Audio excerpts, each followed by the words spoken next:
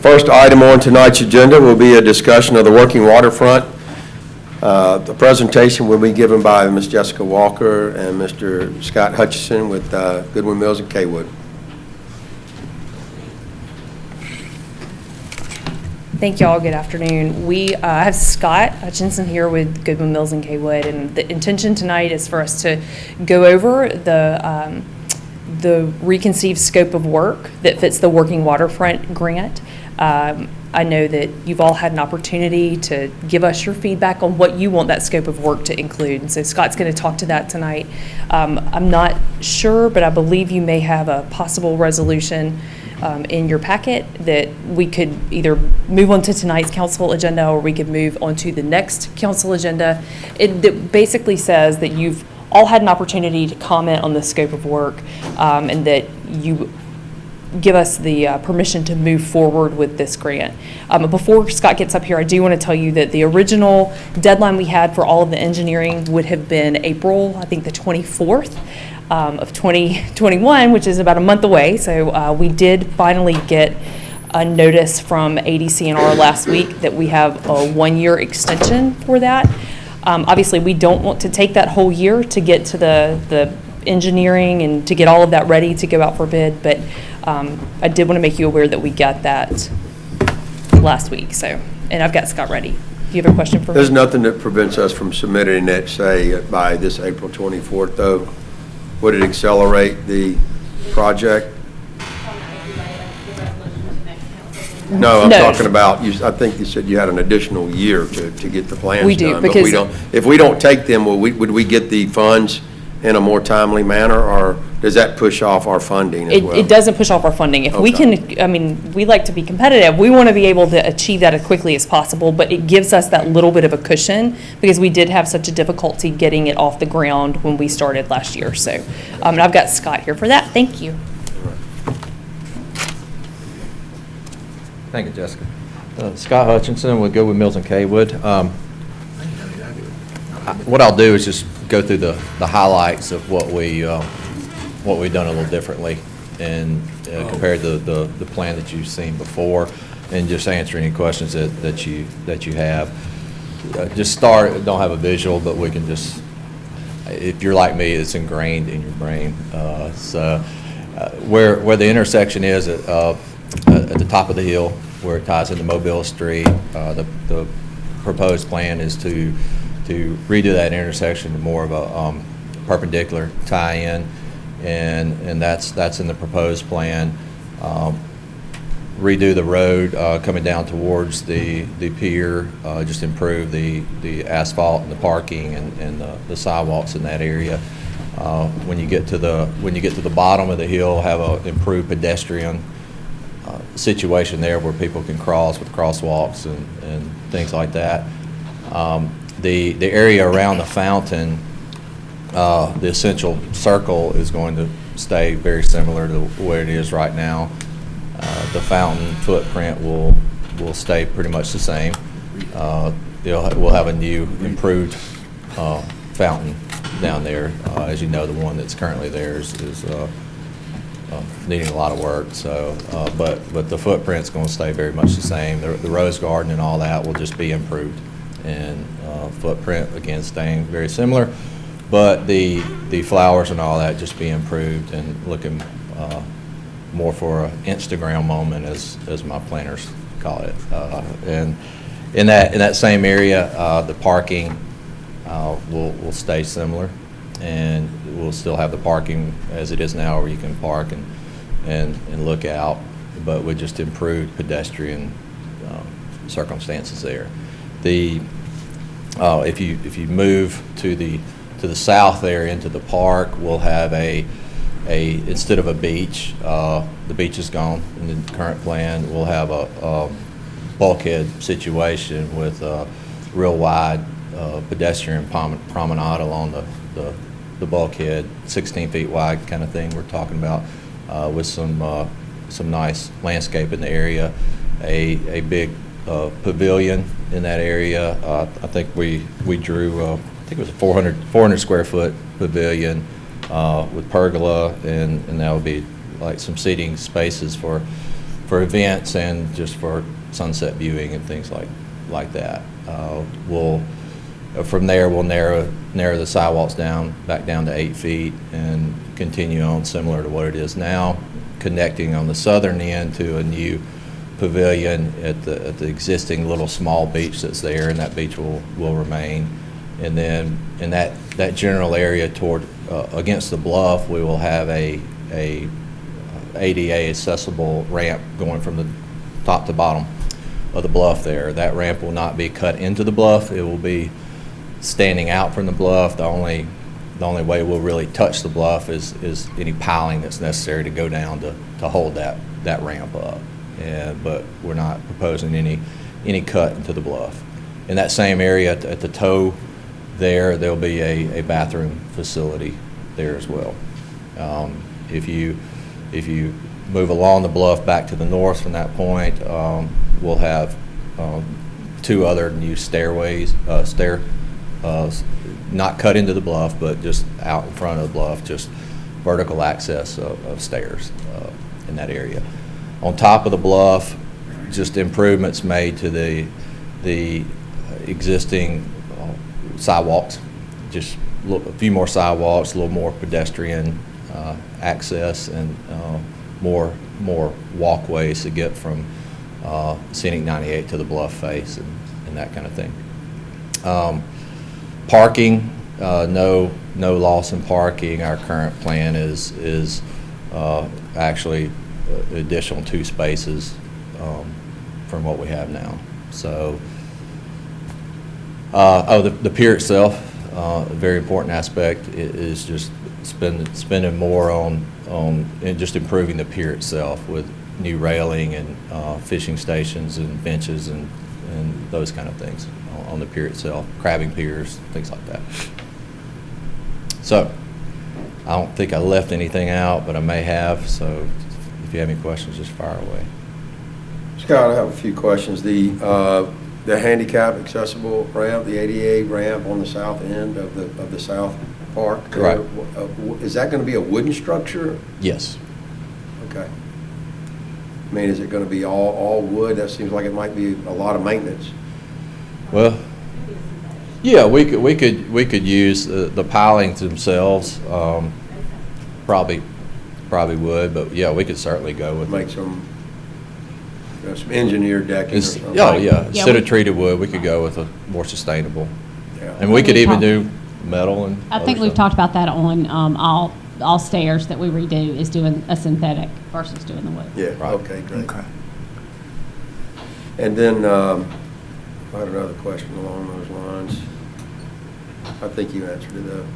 Oh, I know what the other question was. On the parking, you said an additional 2 spaces. I know that it would be as you enter the Rose Garden area to the far right, and it would be, I think, on the east side of the road there was going to be some parking there. I forget how many spaces there were. Maybe 8 or 10 spaces there. Very few. The previous plan, that's where we were really moving most of the But they were parking. up on the water. They were kind of on the water Yeah. side, and this puts them on the other side of the road. Right. And then the last question is on the green space that's between the parking lot, or I should say the parking between the road and the bay itself. How much wider will that green space get right there? I'll have to get back to you with an answer on Yeah, that. something I can like try to answer it before 3 foot or 15 feet or? in an additional. Yeah, additional. More like 3 additional, but I can get you an answer before the council meeting. Okay. Questions, council? Yeah, I've got one. Have y'all done or are doing a study on the main wall? I keep bringing this up. It's my pet peeve. Yeah, when we settle on the scope, we will go in and do a more detailed evaluation of the wall structure itself, and as part of the design plan, it'll be to repair it as necessary. And right now we just couldn't say exactly what that is. We won't forget, I promise. Yeah, I know you're not gonna forget. I won't let you. Mayor, I have a question for you, because I haven't seen all the council comments, but were there any comments that constitute any big material changes? No, none really. The only thing that was asked was about the fountain, if it was the shape and the size would remain the same, and it will. That was one of the directives, was that it should be 10% either way. I think that was really the only thing, and then the questions that you had, Jack. So I think that was all. So that when you say the fountain, that meant the Rose Garden area, was it the Rose Garden area that would be plus or minus 10% of the fountain itself? The fountain itself. The fountain Rose itself. Garden area pretty much stays the same. Okay. It's reconfigured somewhat. I mean, in the Walking path yeah, and walking whatnot. path and the I guess the inner circle where the Rose Garden is configured just a little bit differently. It gives more pedestrian access through there versus just some natural walkways. There's like some brick pavers through there, some brick sidewalks, Right. but pretty much stays the same. So, Scott, when we, if we were to want to put this on the next council meeting to adopt, do we, you know, is there any flexibility, like I was saying, you know, there's been, you know, comments made by council members, and there may be, you know, comments from staff or the mayor or others. Do we have a little bit of leeway to modify things, just, you know, turn a knob here or there, just, you know, if it doesn't make a material change? Absolutely. I mean, like we were talking, material of Yeah, the ramp. yeah, You the know, material of the things like ramp, that. even the location in general, I a know little we bit were here and talking, a there. little discussion, the mayor and I did, about the seawall on the south, to the south of the pier, and what that would look like, and I think that goes back, Mr. Johnson, you remember that? You remember that conversation? We've had it a couple of times. It started many, many months ago about, I'm kind of thinking of an infinity pool, but it's not going to be a waterfall going over to the bay, but just the look of how that would just kind of be maybe a rock or a shale or something outcropping there. You recall that? We've had quite a few conversations. You know, I think that basically, and where we are is ultimately, as we go to the engineering design civil work, I think what we're saying is that shoreline is going to be a hardened shoreline like it has always been in the last Right. 50 years. Okay. Yeah. But they're going to come back to us Yeah. and say, you got 4 options. We get to pick out paint wallpaper later, Yes. if we want to. That's kind of what I'm getting at. Yeah, Yeah, we're trying to nail down okay. a We don't need to general worry about scope. those Yeah. details. The other thing that we have to look at, and I think that's been some concern, is the traffic at the top of the hill, that Yes. traffic pattern. So that's something we're going to have to look at too, and I spoke with Scott this weekend about that. I've had the chief look at it and just give her input as well. So again, as we move forward, that's going to be something we're going to want to look at to see if that's how we want to do it or not. Yeah, that would be an important meeting to have. Before we get too far in any design there is have a general discussion of here's what this is really going to look like if we do this intersection change, and make sure everybody's on the same page. Because right now you're looking at a vertical plan, and yeah, it looks nice and all that, but are you prepared to, the way we're going to have to drop that road and all that, just make sure everybody understands what's happening there. I mean, it would still look great, but it's a significant change that we all need to understand. And a I lot of think that- utilities could be impacted too, so that's something we have to look at too and consider. Most definitely. I had some citizens ask me about this might be more for Mr. Johnson, but when we fixed the fishing nets, there was, with the boxes, the way we had them running up against the bottom of the pier, only a certain size person could throw their nets on one side or other. And when we do this upgrade with our utilities, how are we gonna mount those, or will they be able to throw from I'd both tell sides them to of go the to net? the other side of the pier. Yeah, no doubt. Because quite Yeah. honestly, correct me if I'm wrong, Mr. Johnson, that box, to get an additional couple of foot of clearance there, it's kind of cantilevered almost at deck level as opposed to being underneath the deck. So that just protects it from that much more surge, right? Yeah, but the width of Jack Johnson North will no greater than what it was before. It's just that it's Right. going to be higher, but you still, that doesn't affect. Yeah, I think they were thinking back to a day when it wasn't on the side and it was under the pier. But that's some of the things that we're doing. There used to be like a swimming platform. Right. Right up there, and the crabbing piers. We're talking Yeah. about upgrades to crabbing That's piers. what That's we're talking another place. For people who are height challenged like myself, That's who what- might not can reach over the rail to throw a Right. cast net, This was but a the crabbing concern. piers Scott, would be an make a note option of for that. that. And we will make these upgrades. Yes, I yes. just want to That's all publicly. part of it. Yep, I just want to bring that up to the public, that this is part of the upgrades that we're thinking about you It'd be know. very ergonomic for the mayor to be able to do that. Yes. It's important. Or Councilman Martin. That's right. I don't believe I'll have a problem. Hey, I I'll take it. Glad y'all can laugh with each other. Oh, Refreshing. my gosh. All right, any more questions? Thanks, Bunch. I'll be around for the council meeting if it Okay. comes up. Thank you, Okay. Scott. Thank you, Jessica. All right. Fairhope Single Tax Corporation. I don't see Mr. Turner. Is there someone else from the Single Tax to give the presentation? Mayor, I see Hunter looking at his phone. No, I talked to him earlier. I mean, I can give you an update. Is this So, Arts Alley? It is. Well, I can give you a little bit of an update on both of them. So I met with Single Tax, I guess it was last week, went to their monthly meeting to talk to them about a couple projects. One of them in particular was the Arts Alleyway and their partnership with us because the Federal Highway Administration, I believe that's who, I got the acronyms correct, Jessica, has disallowed the arts components of that project. So we were looking to possibly partner with Single Tax to help with the art components of Arts Alleyway. And they have, I think they're coming up with some conceptuals. They're talking to their board. I think it's something that they could possibly vote in favor of. We've been in discussions about that. Jessica, I know, had a meeting with them and with Bruce Larson to talk about that. But the main thing, Lee was going to be here today, was to talk about a parcel of property in front of the River Mill subdivision that is owned by Single Tax, which is out just past Walmart, right there at Blueberry Lane. They would like to do improvements on that piece of property and then possibly turn it over to the city for use as a park. They will do all the improvements, all the drainage improvements, the siding. They want to put some park equipment in, some picnic tables, and then they would come to the city. But they did not want to move forward on that because it's about a $100,000 expenditure for all the upgrades if we were not interested in taking over that piece of land. I have, Chief, if I understand it, that would be almost directly across the street from where you would build a new precinct. Do you see any issues with having a park across the street from a It's next door. police? It's Next door contingent. to the precinct? Yeah. Next door. Across the street. Same side. I'm not saying across the highway, I mean, Okay, across the street. just to the east. It would be just to Yes. the east of the precinct. I Side by believe. side. I don't know what I can do with that. I just know, I mean, I guess it really just depends on exactly where it's at. And how close it's gonna be to what we intend to put there on the property.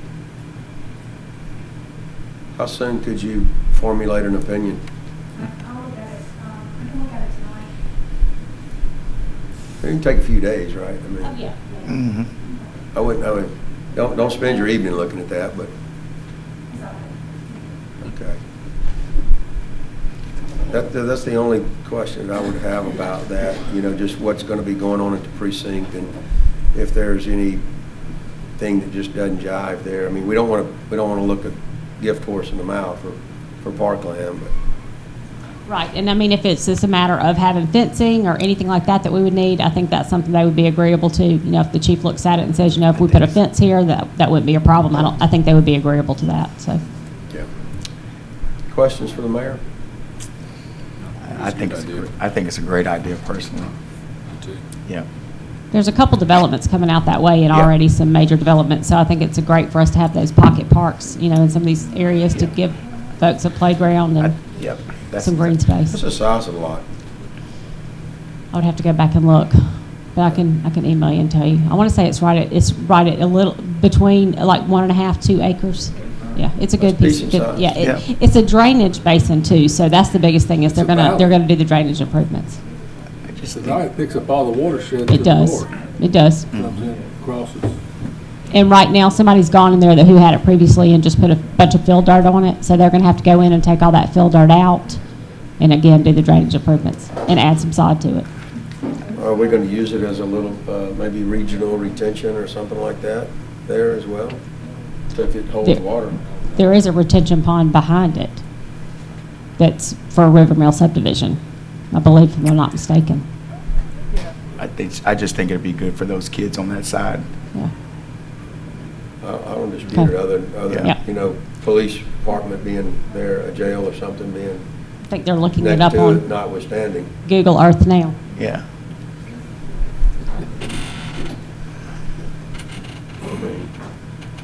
Just a thought. I'm just laughing at it, you know, Based night- off what they just showed me, I don't see where there would be an issue. It's not close to where I was thinking. I was thinking it was like right next to it, but there's actually some, yeah, there's quite a bit between us. So I don't see where there'd be an issue. What's the difference in 200 feet, 300 feet, or 500 feet? I mean, what would be the concern if it's My right concern next is door as this- opposed to being 300 or 400 feet away? Well, my concern is the security of the building and what is Okay. actually around the property. But you're not worried about somebody getting out, you're worried about somebody getting in. Well, that and, I mean, if, I hate to put the. That's a trick question. I would Let me hate to just put tell the- you. I would hate to say the police would be the target, but, I mean, Yeah, you You weren't know- worried, you were worried about the safety of your precinct, not the safety of, no, the safety of the park as well. I mean, Okay. if, depending on, but it's not where I was thinking it was. I was thinking it was actually on the east side of where we were actually putting that building. It's Yeah. actually more to the west. Right? okay, I've got to see that too. Yes. And You're to Well, the then, east, it'll be to okay, the I'm west just of you. looking at- if you're to the west of that, you're at Walmart. Yeah. It's gonna be closer towards Walmart, yes. That's what we- Right. Yeah, but our police precinct property's just to the east of, it's behind the building, and all that would be our property, so I don't know how you can get any further to the west without being in Walmart. The property you're referring to is on the north side of 48. This is why I don't use I need to- northwest, east, south. No, it's too confusing. Well, if you're going towards. Landmarks. Let me see. If you're going South south to- Walmart, it's South on the 48, left side, east it's on the opposite 181. side of Walmart. Whereas the police station on the same side as Walmart, isn't it? Yeah. It will be. The property she's talking about, as far as I know, is on the other side of Walmart. Over there by Blueberry Lane. No, it's removed, it's removed by that cul-de-sac. You've got a house and then. Yeah, there's a cul-de-sac. Let me see, huh? And there's property lines. They're here, right, they're over here, Okay. Yeah. Yeah, you got houses between there and a lot. Can I It's see further it? to the east. It's not west, though, it is east, It's further to the east of the. but it's further to the east than I thought. Okay. I thought it was where those houses are. That's Walmart? Where's Walmart? And then you have a house, another big property. And where is the? They're talking about. Y'all Okay, so it is, yeah, okay, yeah, all right. Yeah, I got you, yep. It's not It's that even, cul-de-sac and there's a house. I got you. it's not even on the same side of the street, though, is it? It's on the same side of, it's on the same side of As Walmart? 48. Yep. As Walmart, yes. So they're gonna be over there by the retention pond. Headed east on. On 181. Keep going east. Or 48, excuse me, yep. Keep going east. Right. When you turn into River Mill, there's So a it's on the River cul-de-sac Mill side. immediately on your right. I It's thought you were across talking about on those houses. Potter's side. Here is, All right, listen, folks. We're still meeting here, please, if y'all keep your chatter down. It's just on the, it's on the River Mill. It's not by that big field they got. That's a whole different ballgame. All right. Based on that, council, I thought that was a good location. But better than I was thinking, even maybe. A little more useful. Yeah. So what do we need to do? What's the next step then? Just tell them we're interested? Yeah, the biggest thing is they did not want to go to their board and ask for the money to make the improvements if it was not something that we were going to be agreeable to. So I will tell them there was favorable results from the council. Okay. Does that sound good, council? All right. Okay. Thank you, Mayor. Thank you. All right. Item 3, Jessica, discussion of the HMGP grant funding and a letter of intent. Thank you. So,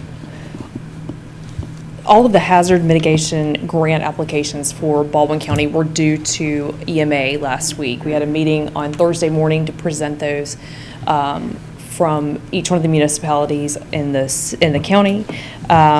Before you, you'll see the two that we have entered in to be rated and to be submitted. I don't know how I stapled those for y'all, but the one that we really are most concerned with, obviously they're both important, but the one we're most concerned with is a $750,000 cost to put generators on lift stations. I've worked with Jason Langley on this. There are 10 lift stations that he's identified as being priority for these generators and 3 water pumping stations. Obviously, this will significantly reduce SSOs in the event of storms or loss of power to the lift stations, the water pumping stations.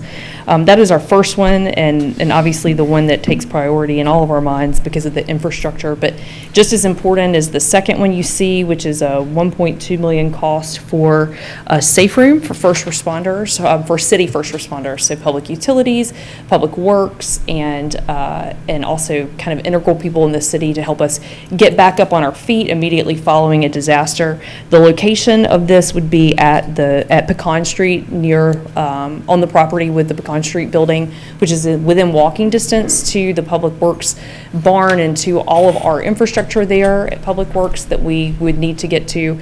After Sally, we put a lot of employees had a significant challenge getting to us so that we could get started on reopening the city and securing the city. And so we see a great need for this to keep our people safe and to keep our city running as we can. Jessica, on the lift stations, how many lift stations would that provide for? 10 lift stations and 3 water pumping stations. How many? 10. 10. I never talk low, so I apologize. I heard something, I'm going deaf.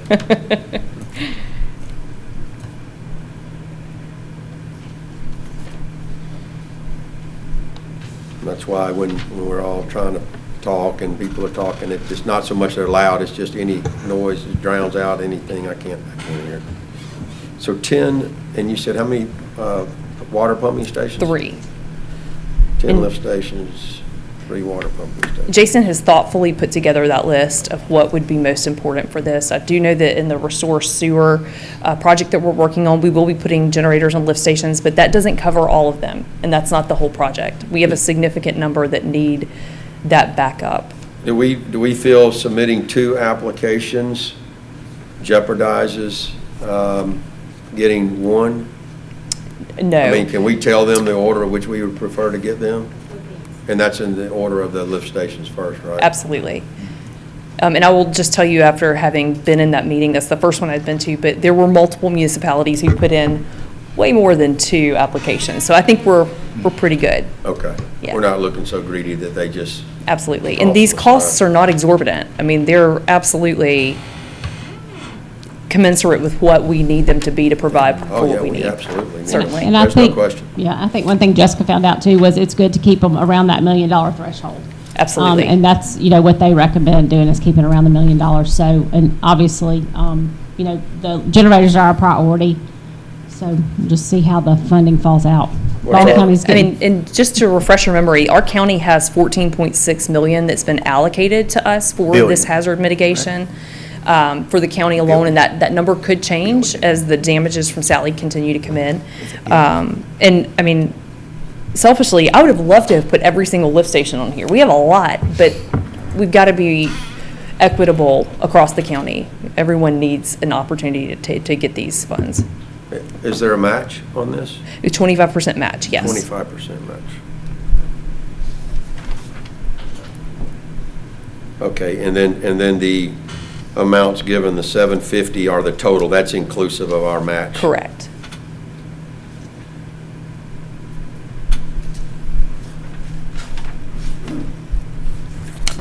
Okay. Can I answer any more questions about these? Any questions, council? Do we have that on tonight's agenda? Are they on So there? this doesn't take council, this portion of it. Just ask you to do it? Yeah, Okay. they do not ask you to do that for this. We would enter the LOI in that's due to the portal by Friday. We enter the LOI, and then we will be waiting to find out if we can submit an application, if our LOI is accepted. So I believe at that point, we would come back here to get your approval to submit the application. And I think that deadline is July. I don't remember the exact dates. I'm with you. We've got, it's. Letter of intent. Yeah. Okay, that makes sense. Council, do y'all have any issues with submitting the letters of intent for these? Nope, I think we need them both. No. No problem at all. Okay, Thank you. thank you. Okay, Mr. Johnson, discussion of the NRCS projects. And I set a packet up that you can kind of go through that hopefully kind of lays out at least the preliminary part of this. And I will, as those that have been around on the council, you've heard of these projects before. Back in, just to kind of give you some background, in 2017, we had a little hurricane called Nate. And at that time, we had a couple of sites that were already pre-existing on the NRCS watch list. And we had a few other sites that saw some stress from that storm that got added. And we've had about 6 active sites present with NRCS to keep an eye on in our watershed due to deterioration, due to storm events and other natural disasters. After Sally, for the first time in a very long time, NRCS received funding to start addressing emergency watershed or emergency watershed projects, protection projects. And in late December, we got word from NRCS they had selected 3 of those 6 sites that we had on our watch list. And as we've been trying to get the DSRs from them, and we had site visits, things like that, and we are to that point where we are bringing that forward for the kind of the next step, and that is one, getting authorization to acknowledge that funding and start that process. Here's the biggest issue that we kind of ran into in the last 60 days is we've been kind of working with NRCS is that we didn't really know where their numbers came from because we don't think their numbers is commensurate with what the work that is required to do. And NRCS did come back, and I've attached that email. They responded to the same questions we were asking the county, and basically don't like this, but this is what they want to have happen. They want us, if we want to move forward in these projects, move forward, open bids. If the bid number comes in higher than the funding number, then we get a one-time chance to ask for additional funding at that time. They don't say it's guaranteed, but they say we get the right to ask. But with that, those numbers that you see are guaranteed numbers toward these projects. But again, there is that risk that if we open up bids and they're significantly higher, then this council will have to have that decision whether we go forward. And we will have definitely asked for additional funding, and hopefully we would get that additional funding. But this is a 75-25 on construction, and they just give you a straight up 7.5% for the total project cost toward engineering, and then everything beyond that is on you, on the city. And you will see attached 3 preliminary budget narratives, and I've taken, based on the numbers that they've given us, based on the estimate engineering, what really that percentages work out. For example, on Quail Creek, if all things hold true, it's a 62-38 on the site that is we're referring to as Fairwood Boulevard at Big Mouth Gully. That works out to be a 71-29 just based on the numbers that they have provided us through the damage survey reports. And then on North Summit Street there, again on Big Mouth Gully, that would work out to be about a 71-29. So to say it's a 75-25 is not really 100% accurate because they only pay 7.5% toward engineering. And as you know, usually engineering for a project runs that 15% to 20% depending upon the size of the project. But we would like for you to consider this a real quick primer.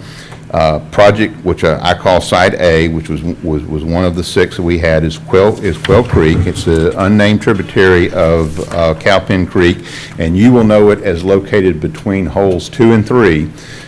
You have Quail Creek Drive, which is immediately to the north there. That channel has been degraded. We now have exposed sewer utilities as well as underground electrical conduits. This project would be to basically refine that channel, get the bend out of it that's causing the scour, armor it, reinforce it, and line it. And one of my goals would be to make sure that that work gives kind of a decorative aesthetic to that stream channel, because you do have a golf trail on one side, and on the north side you have a road. It needs to be attractive, and right now it's not attractive. It's in pretty bad shape. The Project C, Fairwood Drive, this is at that head of Big Mouth Gully that's right there that Fairwood Drive follows along. We have basically gully slope erosion going on, especially on what would be the town side, the west side. And they're proposing either a gabion or MSE wall system to strengthen, mechanically strengthen those walls, but also with time let it regrow vegetation and look very natural. And then what we refer to as 204, 206, 252, and 254 North Summit Street, again on a branch of Big Mouth Gully. That's the branch that leads down to the wastewater treatment plant. Again, this is just one side, but that western face of the gully is been suffering erosion. Those homeowners have been very vocal with this council as well as the city clerk and mayor for many, many years. And it is just continues to degrade, and that erosion and sloughing of that gully face continues to move to the west toward those developed properties. And again, this would be either a mechanically stabilized wall system or a gabion basket type system. We've used both. Probably the one that for those that have been around a while, down on the gully at the junction of Fairhope and Mobile Street. Remember, we did it, I believe that was an MSE system wall that was put in 10 years ago, somewhere around there. Yeah, so that's the type of work. The one, kind of my one commercial here, why we really appreciate the NRCS. This is the only money that never gets hung up on what is private, what is public. They have an exemption for the NEPA process since this is a watershed protection. It is the only federal money that is just smoothly moves through. It doesn't get hung up on cultural resources or historical or all the other environmental things, because it is truly an environmental project in the sense that it is keeping sediment out of the watershed. So, and they don't care whether the work is on private property, public property, or a combination of both. So it is truly one of those few federally funded projects that you can actually get done without jumping through a whole bunch of hoops. Any questions? Are we allowed to use in-kind services for part of our 25% match? Yes, sir. For example, let's say that we need fill material. If we have fill material available through our pit, we can provide that and get the whatever the contracted value of that is, we would get that in kind toward our 25% match on construction. Now, are you asking, do we want to submit a letter of intent for this, or to submit the application itself? What we have to do is basically this resolution, Lisa pulled this up, this was the last set of NRCS projects we received funding for were after the 2014 flood event. So this is the verbatim, the same with these projects in it. So basically this resolution would basically acknowledge that this funding is being made available, authorizing the mayor to execute the necessary documents to move it forward. And then we would also have, the easiest, I shouldn't say the easiest, but the project that we can move the quickest on is the Quail Creek, and it's the smallest. Probably next meeting also see the engineering on there so we can get it moving, and then follow up the next two with probably just surveying, because we're really not going to be able to get a lot done on those two other projects without having a good survey done. So. And I have one more question, and I'll let everybody else. This is more important. If Councilman Robinson is to tee off on number 2 and hit the new block wall that Bobby Hall has being constructed to the left of the hole, and it comes to rest in this area, what's the penalty? I think 2 strokes at least. So, and if it does any damage to the work, then it could be, severer than that. Just put it right in the middle of the fairway. I'll never hit it. That's perfect. Yeah, it's a drop ball. If he manages to ricochet one back to here, he's it's a pretty bad It's gonna shot. happen. Yeah. There's going to be some balls hit that wall and wind up in that project. I'll be one of them. Yeah, I will too. Any other questions, Yep, Council? other questions? Yeah, so Richard, real quick, so you're saying, just to clarify, my mind here. I'm reading that if we put these bids out and these bids come above cost from their particular survey, that we can ask for additional funding, including the 7.5% engineering fee. Is that what I'm hearing? Correct. For example, our suspicion is Quail Creek is probably closer to 120,000, okay? So let's say that our suspicion is correct. We'll ask for that additional money, and then the engineering, whatever the construction price is, they give you 7.5% of that price toward your engineering, so it'll go up too. So, and before we come back to you with the acceptance of bids, we'll have that answer from NRCS whether they're releasing additional funds. That's what I'm at. So you'll make an informed decision at that time. Okay. Okay. So once again, then you'd be asking to submit the application? Well, there's not an application. It is, there is a funding agreement, and I will, as soon as I have that funding agreement in hand, it's the same agreement they use for all. It's one acknowledging that these projects, we want to accept this money, and that the rules that go along with it, and then authorizing the mayor to execute the necessary documents to move forward. And then we'll have the engineering for Quail Creek before you as well for the next meeting, so that we can get moving on it.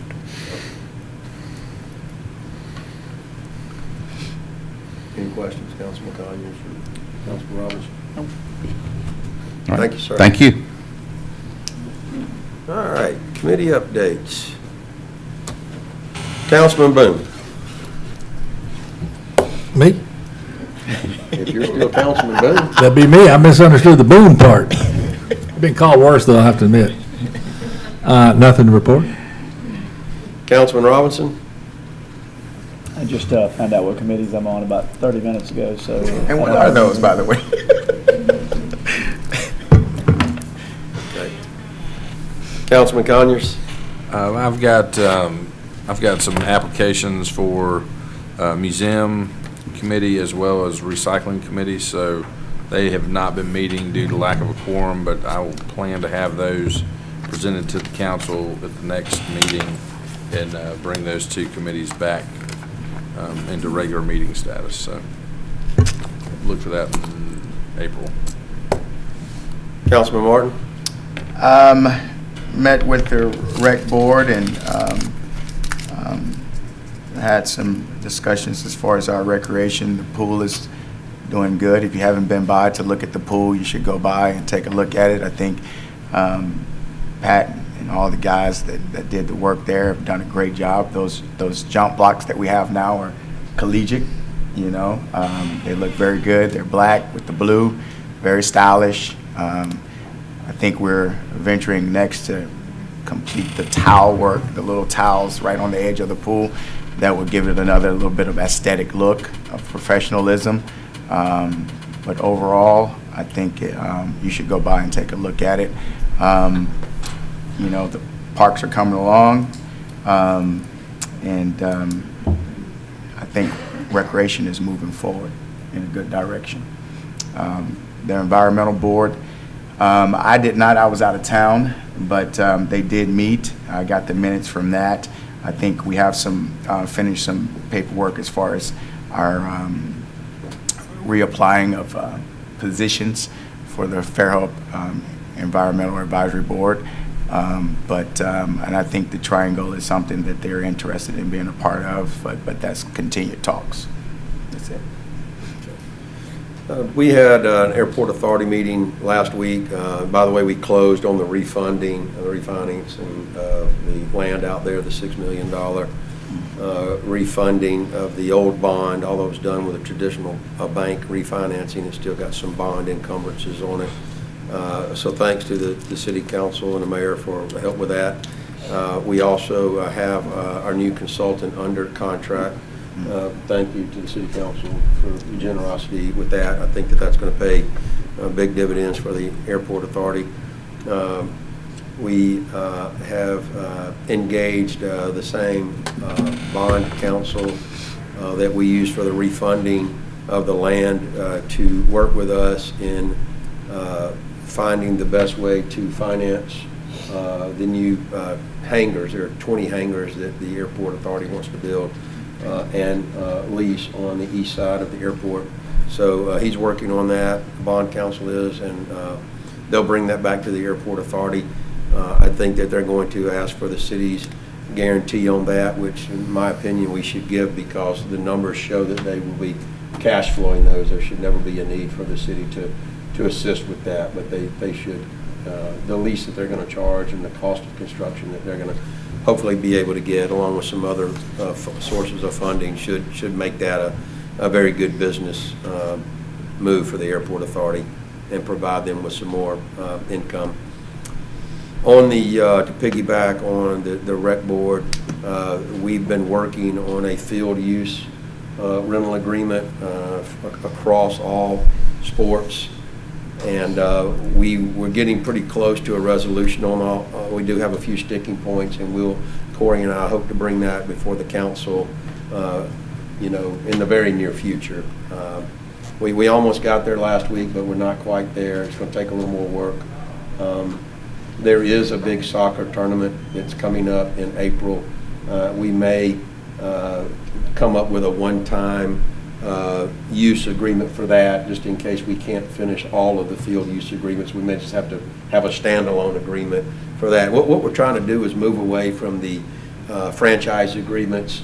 It's just too difficult to police that, and rather it's just a lot easier on us to have a fixed rate across the board for the various fields: tennis courts, basketball courts, baseball fields, softball fields, soccer fields, you name it. But been a lot of work put into that by the rec board, and hopefully we can bring something to you very soon. We did in the last meeting engage with one of the swim instructors to rent 5 lanes for one part of the day and 4 lanes for another short part of the day to provide swim lessons. So that's kind of the way things are moving on these rental agreements.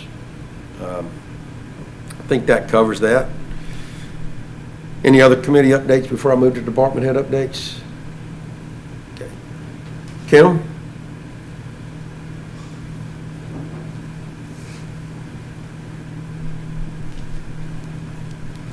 I have one of the last, or second to the last agendas that talks about staff. I just want to clarify, we have our purchasing manager who is eligible to retire in October. She has told me that she does plan to retire in October, so the item number 22 is asking for a purchasing manager trainee, somebody that can work alongside Dee Dee for the next 6 months. The purchasing manager position is just a very critical function of the city. A lot of contracts which you'll see a lot of bids going on. We have a lot of projects going on, so that's just a very important role for the city of Fairhope. Currently, the purchasing administrative assistant is moving to a accounts payable. I have a person leaving accounts payable, so we've got a move. So at the time we'll have this, we're not going to have any additional staff. I'm just not going to hire the administrative assistant position. We'll wait until closer to the purchasing manager retiring. So we won't have additional staff there. So I just want to know if y'all have any questions on that item. Kim, on the second part of that resolution, the addition of the planning clerk, that is a totally new position? That is Hunter. So the rest of that question will be, is that a totally new position, or are we just funding that position now that it was previously unfunded? That is a new position. For those that don't know, Emily Boyette, our administrative assistant in planning, is leaving the city. Her last day will be April 2nd. She's been here for 15 years, so as we went digging for that job application, there was nothing to be existed. She kind of evolved into that position. So when we look to write that job description, something that position is unique from other administrative positions, but having the responsibilities of the Planning Commission and Board of Adjustment and those statutory guidelines and taking minutes, we thought a clerk would be more appropriate. So it is taking the administrative position for planning position off the books and creating the planning clerk with a difference, I believe, of 2 steps, 2 grades. The one coming off the books is a 20, the new position is a 22. No additional headcount. No additional headcount. That's, I think, Kim, yes, that's the end result. Council, so in the last line of the actual resolution, it does say, add and delete the following job positions in the job description and pay grades for the same, and amend the budget. So I think what that means would be to fund, just so for clarity, to fund the position of planning clerk and to delete and unfund the position of administrative assistant for planning. Yes. Yes. And delete. Delete and defund. Now, we're not getting ahead of ourselves if we pass that, right? Okay. And just one thing I do want to clarify is that even though the pay grade's changing, the current employee is within the 22 pay grade versus the 20 pay grade, so it's not really adding any more monies Updating. because she's been here for so long. Does that make sense? Yep. Okay. Questions, council? Okay. Kim, anything else? And I just wanted to let y'all know, y'all may want to stop by and see Jill. Jill Cabanis is leaving, the finance manager. So she's been here for 15 years, and so her last day is April 2nd. So you may want to just stop by and see her. And that's it. Thank you, Kim. Chief Ellis? Okay. Ms. Walker? Just real quick, I wanted to let you know that we have started the recertification project with Alabama Communities of Excellence. They kind of gave me my marching orders last week. That's what I'll be working on for the next couple weeks so that we can be presented for recertification at the end of April at their yearly meeting. Thank you.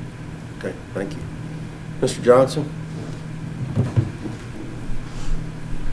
And I will be brief, just 3 things. One, recovery from a hurricane is always a step-by-step process. Last week, we completed the repair of the final sidewalk that was torn up due to trees overturning, things like that. And that's just one of those big things to have that behind you, because now we're going to start fixing sidewalks that needed fixing, not because of the hurricane. The other thing, if you remember last meeting, y'all approved the surplus of a skid steer, which we had an offer for a trade-in of $17,000. It's sold on government deals at $18,800, so we did $1,800 better than trade-in, which is a good thing. And then if you saw me tear up when y'all were talking about art salary earlier, while y'all were talking about that, we received this letter from the state, and it says your independent cost estimate meets ALDOT program requirements and is hereby approved. You may proceed with the next phase of the project process, invitation to bid. We are finally cleared to advertise this project for bid. And I've worked on it for 3.5 years, and I think some predecessors worked on it for 3 years before that. So we may actually build this project. So I'm excited. God So bless thank you. you. God is good all the time. Hunter? You look all happy. What do you got? I just found some Bluetooth headphones, so that made my night. Richard, if you knew the gentleman sitting right there, I think these might be his. We don't have too many things. Just want to thank the mayor for. Excuse me, what? We don't have too many things to talk about tonight. Oh. We beat everybody up through the day and on Sundays for review. So I do want to thank the mayor. The ETJ bill, quick update. We're monitoring that. Really don't know what to do to react to that until we find out if it passes, what final form it passes. Mayor has been staying in touch with that, kind of leading a lot of the municipalities, and it's keeping us all up to date. So I do want to thank her. We do have quite a few applications, I believe, coming tomorrow is when our deadline is for the May meeting. April meeting is full as well. So as y'all know, we're missing 20% of our staff right now, or will be before we have the next planning commission meeting. So say a prayer, please. Yeah. But that's all I have, unless y'all have any questions. Questions for Hunter? Okay, man. Thanks, Hunter. Paige?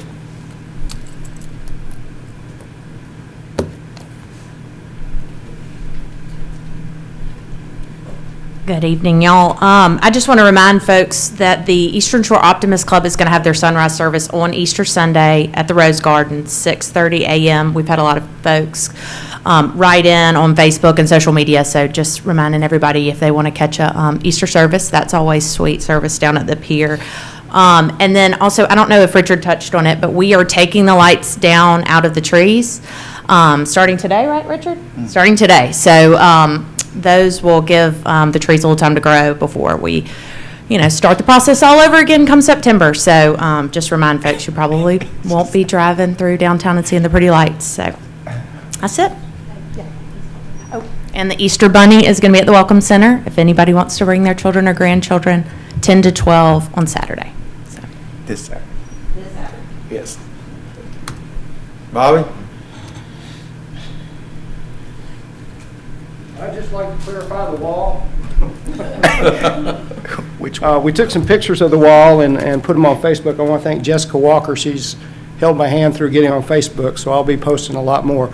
But the wall, the credit for the wall really needs to go to Pat White and Jeff Williams. Those guys had that concept, and it looks great.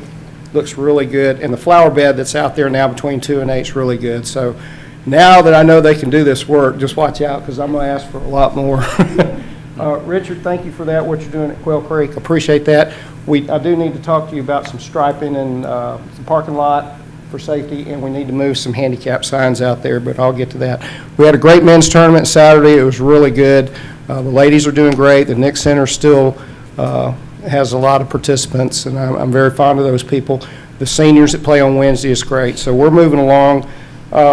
Just want to tell everybody that we're still sanitizing carts. We're sanitizing the building. We continue to mask up. We have the mayor's tournament coming up on Friday. It's going to be a lot of fun. We have a weather permitting, so keep your fingers crossed. We got some bad weather coming in tomorrow night and Wednesday, but I think we're okay for Friday. Have an 8 o'clock shotgun and a 1 o'clock shotgun. It's going to be a lot of fun. Got some great food. Imperial Date is sponsoring the lunch. William Stent's going to have his hot dog truck out there. That's going to be a lot of fun. Chick-fil-A is providing the breakfast. So it's going to be a great day. But things are going well. I would like to really thank Olin Scott for all he's done in the past to keep the golf course running. He's just I lean on him quite a bit to get back into the role that I'm playing out there at Quail Creek. But appreciate being back. Appreciate the mayor giving me an opportunity. Anything you want to know about Quail Creek? But really, Pat and Jeff should be commended on what they're doing. It looks really good. Thank you. Questions? No. Thank you, Bob. Excited about playing on Friday. You I didn't know the playing weather. Blind men play golf. I know, but the national champion was from... And short people. The national champion was from Fairhope for many, many years. National blind champion was from Fairhope for many years. Sir? One second. I would like to state this. It's not at Quail Creek, it's at the Grand Hotel, but we have a national event coming here to Fairhope. which will be Come on up to the podium. Yeah, come, yeah. apologize. The USGA Women's Amateur Championship will be held at the Grand Hotel, and they need a lot of volunteers, and that's going to really showcase Fairhope, and we're going to be on national television. The Golf Channel will be covering a lot of it. They're asking for a lot of volunteers, but on behalf of those guys down at the Grand Hotel, they do a great job. But that's a big event coming to our city, so put that on your calendar. I believe it's in September. But that's going to be fun, and we'll have a lot of volunteers from Quail Creek participating on that as volunteers. Very good. Terry?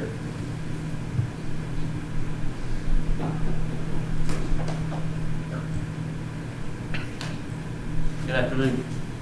Afternoon. How are y'all today? Good. Just a real quick, some few things. We're fixing to start some more gas mains starting next week. There's some subdivisions that's ready. You know, we're trying to get the contractors to get into these subdivisions, but we have some we've already started ourselves. So we're going to get in and try to finish them, wrap them up. We got pre-approved from the county to set a new rectifier down there at 98 for County Road 1. We're not pushing enough cathots in that area, so we're not reaching our minimum standards that we got to meet. And come to find out with the allied corrosion here that's checking the shorts, that it's just not enough. It's too far of an area for our rectifier, the Grand Hotel's the closest one we got, and it's not pushing.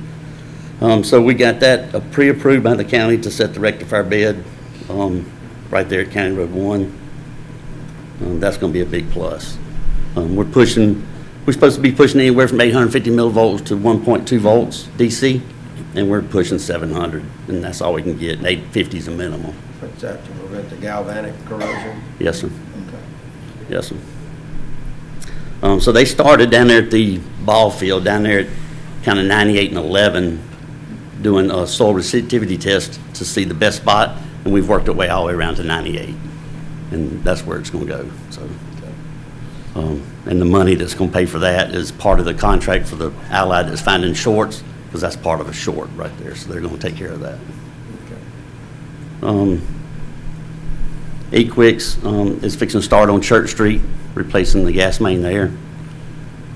We've had some problems, a few problems there, but we're working through them because the old gas main is in such close proximity to where they're putting the drainage. So we're just having to have a crew back and forth, just try to watch that. It's just becoming a problem. So they just decided to go ahead and get EQuix to put in the new gas main to avoid that old one. So any questions on Church Street? Questions on that? Inventory is, but waves before the COVID, we're having a hard time getting inventory. Gas meters are 40 to 55 weeks out. Regulators are 45 weeks out. Repair fittings are 20 to 30 weeks out. So you will see a bump up in inventory because we're trying to get this stuff ordered and get in here. We have emergencies on this cast iron. We only keep like 4 to 6 clamps because they're so expensive. We need to up that. We're going to have to double that. Just recently we used 3 in one day, and you can't get them for 20 weeks. We're having to borrow them from another gas company if possible. A lot of people don't have cast iron anymore, so they don't have the fittings to repair that. So inventory is a problem. Nobody wants to stock anything on the shelves anymore. So we're having to bump that up. So if you see us ordering gas meters, we're trying to almost do it twice a year so we can keep that year ahead. And that's a real challenge for us to know what work we're going to do, what work's coming, and just having to guess how many repairs you're going to make. The contracting that's going on right now with the new fiber and the subdivisions and them cutting us is tremendous as far as the workload that's out there. And keeping up with it is tough. But we're doing the best we can. We're going to start in April the 17th, going house to house to look for every gas meter that's out there that we know of or don't know of. Look for risers, houses that are demolished that still has a meter. So we're going to start that process, and hopefully we're going to try to put most of the department out there in 1 week, and we're going to start in Bay Minette and walk to every parcel, whether it shows that we have gas or not. So we can try to locate and find any unknowns that we got out there. That's probably been a problem. I don't think nobody knows what we do have and don't have, and we need to find that out. So we're going to start that March the 17th, which is on a Saturday. We're going to get volunteers from my department on the weekend, and then during the week, everybody's going to work Monday through Friday to take care of that. Really, that's about all I got. Now, we do have as far as the unprotected steel replacement program. I don't like calling it a cast iron replacement because there's a lot of steel in there. We have got finally, thanks to Jeremy Little and Steve C., they have worked their tail off getting this done. We finally got all the zones completed. We're looking around 32 miles of pipe and around 2,500 services that's going to have to be replaced. So with the contractor that's here locally now, the contractor that's working with us and the city, we're actually letting them look over that to try to give us just a ballpark base figure of what that will be to replace that and how long it will take. And then, of course, we have to go to do the drawings and everything. So we're done with that in the workings, So hopefully they give us some feedback soon on that. He said it'd take him a little while to go through all that. We got a Magnolia River. When we changed that contract last time, they're going to do our emergency valves. We've never had a true known fact of what valves we need to turn off and turn on. Our emergency valves was like 90 at one time, then we worked them down to 60, and some of them are in a row. So that's not, we don't need to turn this one off if we're going to turn this one off. And so we really don't know. And they have our whole system, and so right now they're mapping an area so we can get all of our emergency valves, get them numbered, and we know exactly which ones are where that turns off what. That's been needing to be done forever. So we're working on that. And other than that, it's just hard to keep up with the building that's going on, the workers. I'm having a hard time getting applicants to fill out for applications. I've had 4 since we've opened it. I haven't checked today to see the difference, but I know we're having a hard time trying to get people to apply.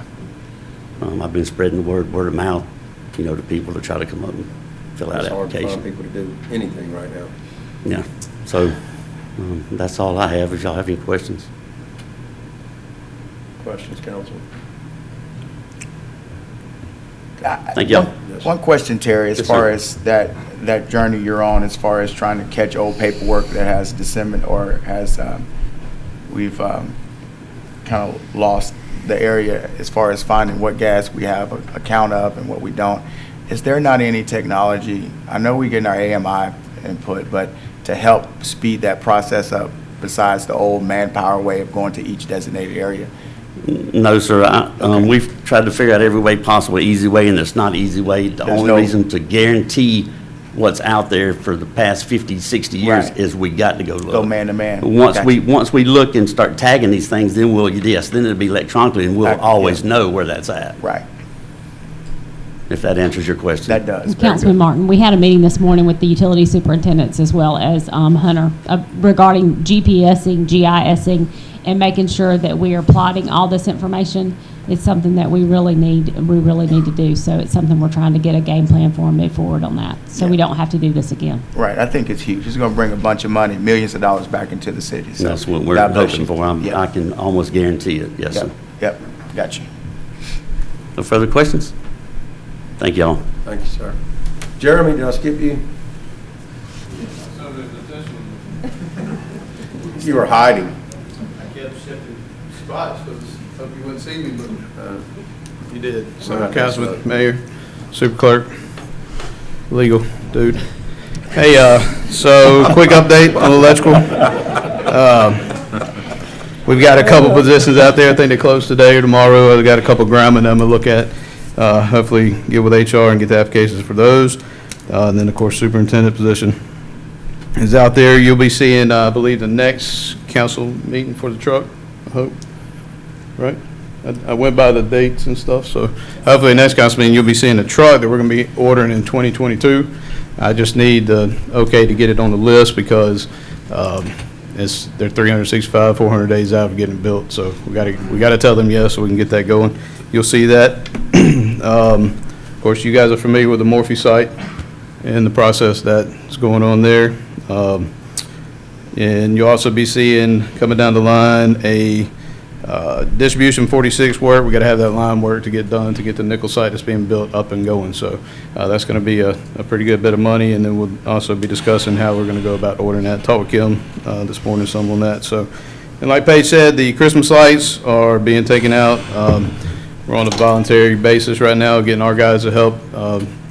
Richard Johnson with Public Works, we're going to bring our big trucks in and rip those out. So that'll be being done, and then there's several other things. I know there's plenty of people with more important stuff to tell you guys, so that's it for me. Good? Thank you. Yes. Marcus, I don't know, maybe he got a ticket. He was kind of being nice to you. That's a little suspect. Legal dude, LD. Jason?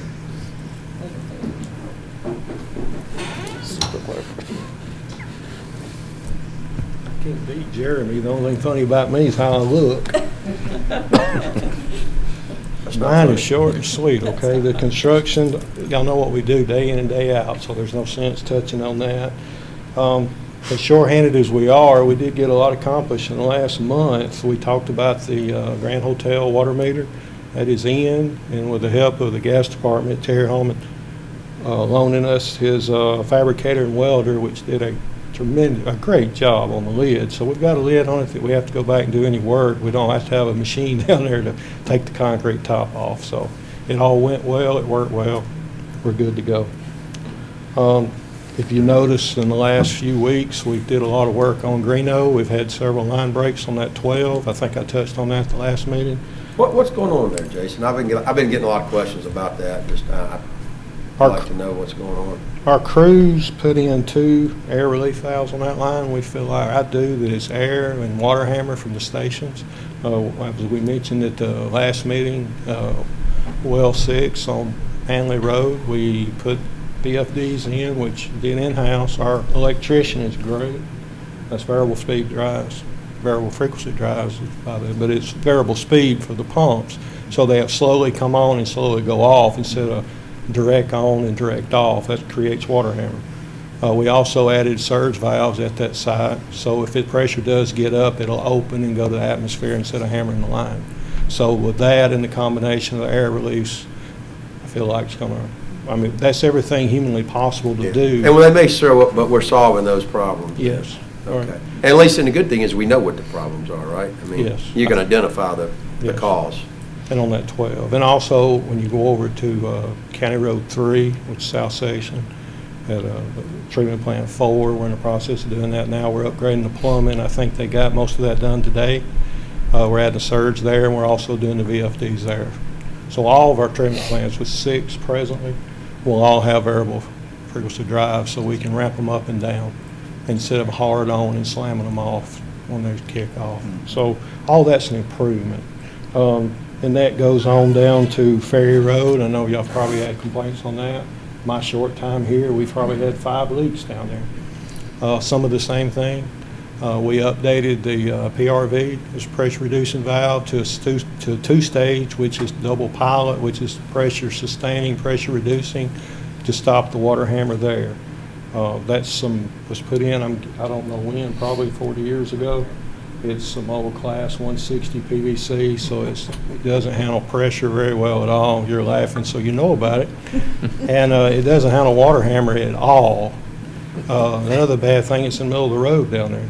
So every time we dig, everybody hates us because we're digging the road up. So, but today, we got all the patching done.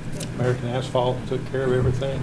So we're on an even playing field down there now. Everybody seems to be happy, and the PRV's doing what it's supposed to do. So if you have old pumps and they weren't variable speed motors, and we got this old pipe, why did this water hammering just start breaking this pipe now? Why hasn't it been doing it for the last 20 years? From my understanding, it has. That's what he's saying. Jason.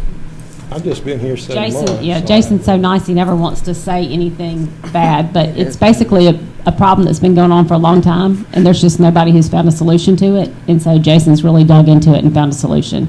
And I'm hoping that, especially on Greeno Road and the Kenny Drive and Ferry Road, that we have found the problem so we can stop receiving calls about the breaks. Yeah. Okay. And I think our guys knew the solution. It's just they weren't in place to get it done. But our people do a great job, so I would never say that they didn't know. They knew. They just couldn't get the job done for whatever the problem was.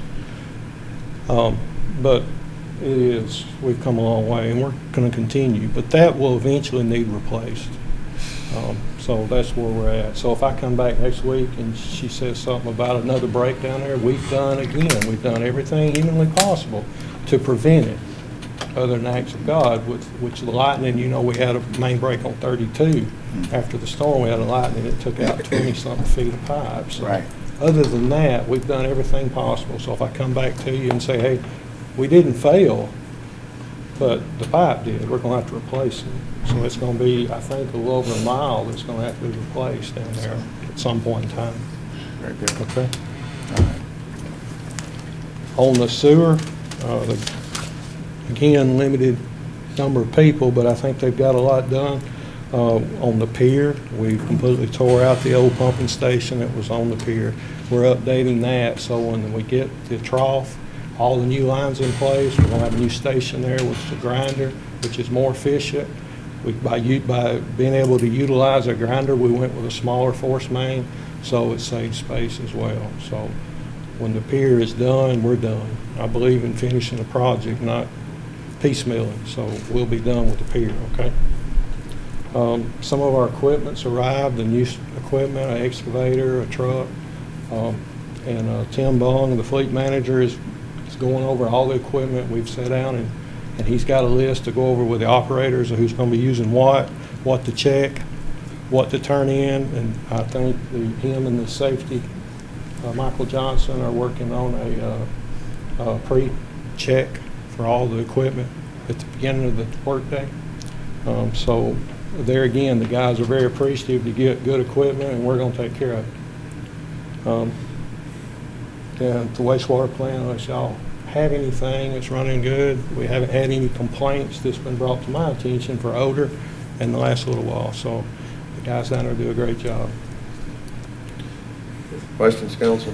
I've just got a question and a couple comments. I know we've got a rain event starting tomorrow night that, I mean, it could be up to 10 inches, is what I read earlier today, and yeah, that's always an issue. I know we've got the hazard mitigation grant applying for 10 lift stations for generators on those. How many generators do we have currently on lift stations?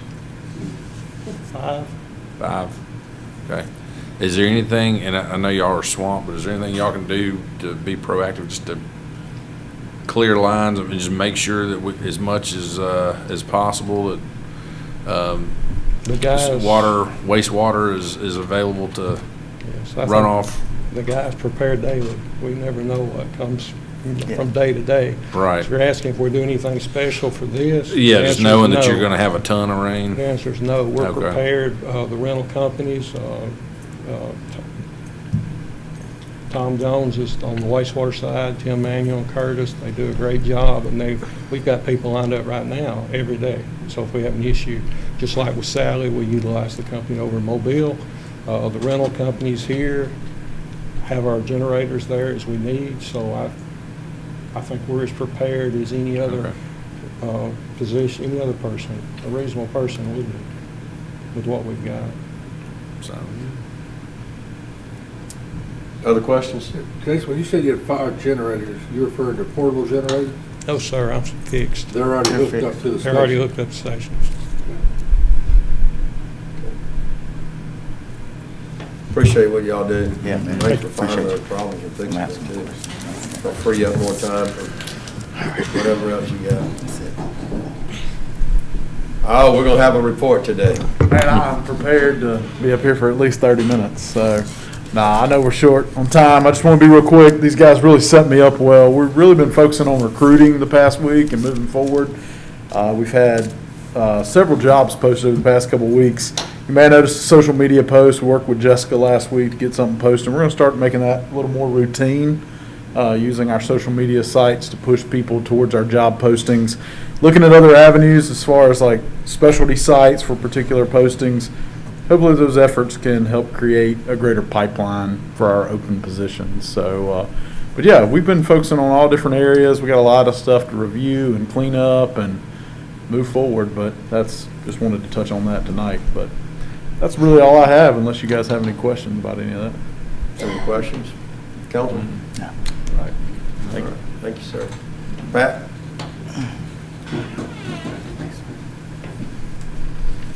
Thank you for the time. I would first like to start by thanking Jason and his crew for coming out to Valana Park and helping us with our sewer lines out there. I think we're going on a record of 3 consecutive weeks with no sewer backup in the bathrooms.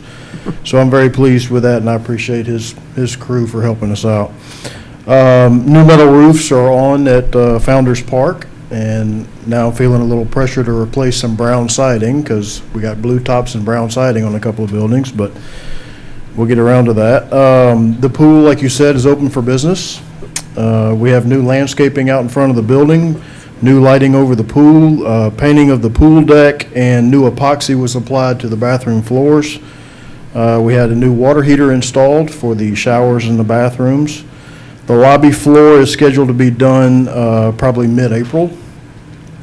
And we will budget for the new tile around the perimeter of the pool, like you suggested, in the coming year. The basketball court is complete at Rotary Youth and is open for business. Told Tracy today she can let the kids get out there and start dribbling the ball. So we will be planting some shrubbery around the basketball court and putting a parking area there around it as well. And the mayor and I are going to meet sometime this week to go over plans as far as where we're going from here. But we do have some other projects to be completed over there. My parks maintenance staff, I have a crew out at Quail Creek this week completing the wall that's going to bounce balls everywhere. No. The wall is adjacent to the cart path, so if you're going to hit that wall, you're going to hit the cart path. So I don't think it's going to be an issue. But that bunker is going to be a major improvement. It's going to be a grass bunker now. It will not have sand in it. So it'll be a lot cleaner look, easier to maintain. So I'm excited to see the finished product, and we should be finished with that any day now. As Bobby mentioned, we planted a nice bed between 8 and 2 fairways today. There will be kind of a barrier to keep balls from crossing over 8 fairway onto in front of the 2 tee box, which was a problem before. So, but now it's a nice aesthetic look, a nice bed. What's the problem? Well, it's only a problem when somebody's trying to tee off on 2 and there's somebody trying to shoot back onto 8 green. But we're excited about that. And then we're going to start on a project on 3 tee box. As you come around the corner to 3, there's just a big bare dirt backside of the tee box that we will be putting a block paver staircase up to the tee box and landscaping on either side, just to dress it up and make it a much better appearance. Any questions for me? Questions for Pat? Okay. Thank you. Thank you. Eric?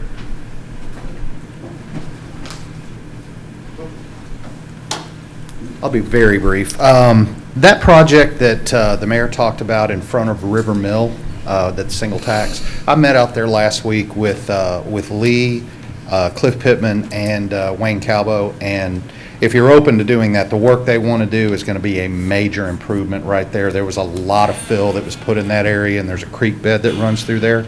So the work that they want to do is going to be very, very beneficial. So I hope you're open to accepting that.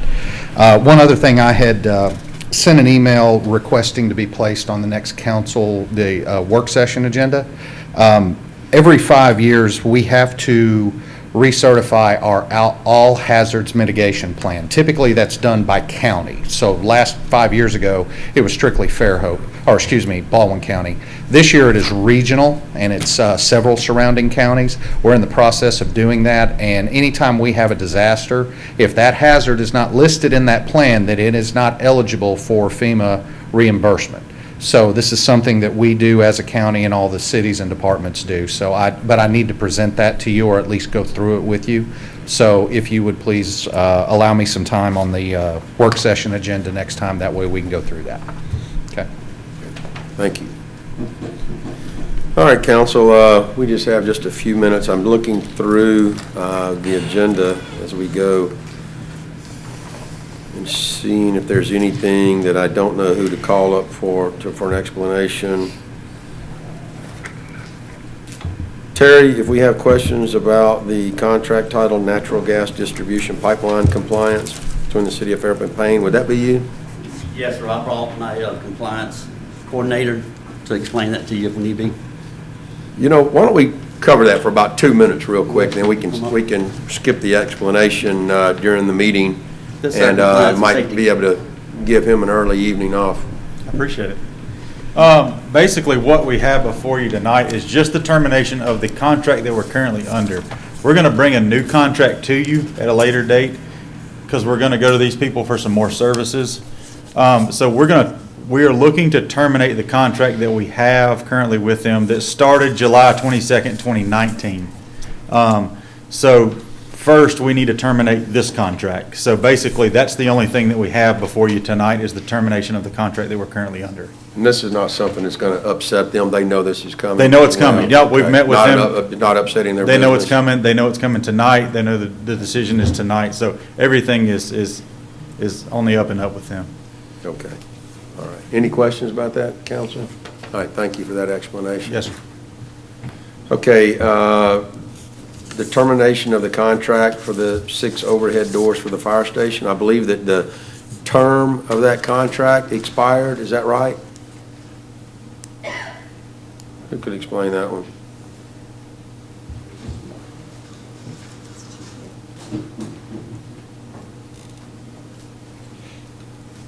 And I could be wrong, and maybe Kim can speak up, but I think this is a case, for whatever reason, it was budgeted, it was pursued, COVID hit, it wasn't pursued any longer, and it never got resolved to basically terminate it. It's just a housekeeping item. Is that the best way to describe it, Kim? Yes, that's right.